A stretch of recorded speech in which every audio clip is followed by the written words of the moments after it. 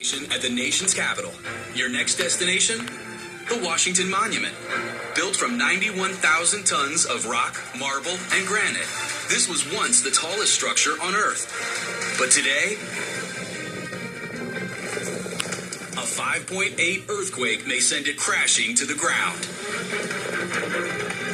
You are 555 feet up in the stone tower when an earthquake hits. Now what? Do you A, make for the stairs to get out as fast as you can? B, find something solid to hide under until the shaking stops? Or C, stand up against a solid interior wall? The epicenter of the quake is less than 80 miles away in nearby Virginia. People living in Virginia don't think they're an earthquake country. Well, in fact, they are. They just don't happen as often, or they're not as large. And the 19th century designers of the monument never imagined it would have to stand up to earthquakes. Back in the 1800s, they thought by taking these 2-ton rocks, 36,000 of them, and stacking them up, that the weight of that mass would be sufficient. What we do these days is we put steel, we put wood, we put things in them with flexibility. The Washington Monument was never designed for earthquakes. On August 23rd, 2011, Joe and Jody Drevlo, along with their 10 kids, are waiting for their chance to get inside. We were at the Washington Monument as part of a family vacation that we were taking. It was a normal day. I can't imagine that we thought anything strange was going to occur. You plan a trip to the Washington Monument, you're not thinking about an earthquake when you're in a massive structure like that, and it's got to be very unsettling once you get in it and it starts to shake. At 1:51 p.m., a slight shudder rattles the monument, then quickly explodes into violent shaking.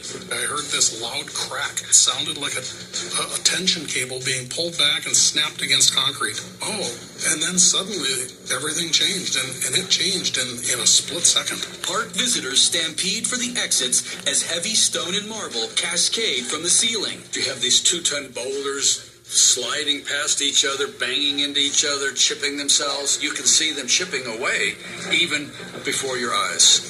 Everyone was running helter-skelter all over the place. The feeling is completely out of this world because the ground, everything is shaking and moving, but I'm standing still. This can't be happening.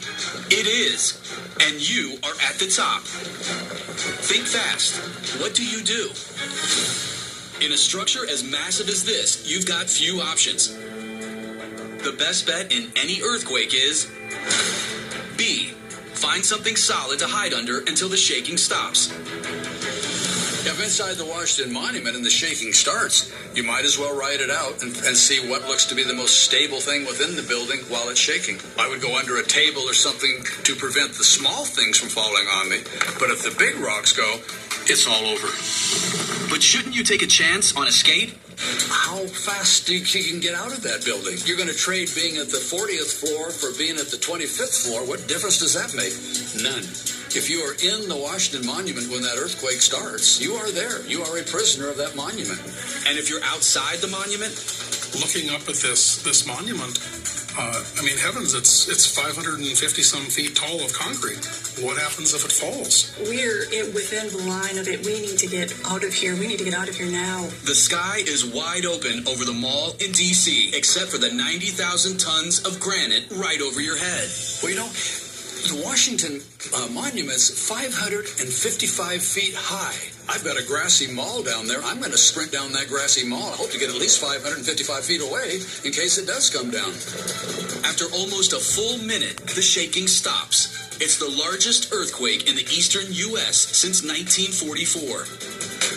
Tens of millions of people felt it, but the monument doesn't fall. I'm surprised that it is standing. I thought for sure by the way the ground was moving that it would tumble. We had to be fast thinking. We weaved our way back to the van where we kind of knew at least we were safe there. We all huddled close together and pulled in tight. There was a great sense of relief that we found each other. 3 years and $15 million in repairs later, the monument has reopened to visitors. It's sturdier than ever. But if you find yourself in a tower when an earthquake hits, you'll need a plan. Stay where you are. Most people are hurt during attempts to escape. Drop to the ground under heavy furniture and hold on until the shaking stops. If you're outside, get to an area that's clear of falling debris. most importantly, know your action plan before a quake strikes.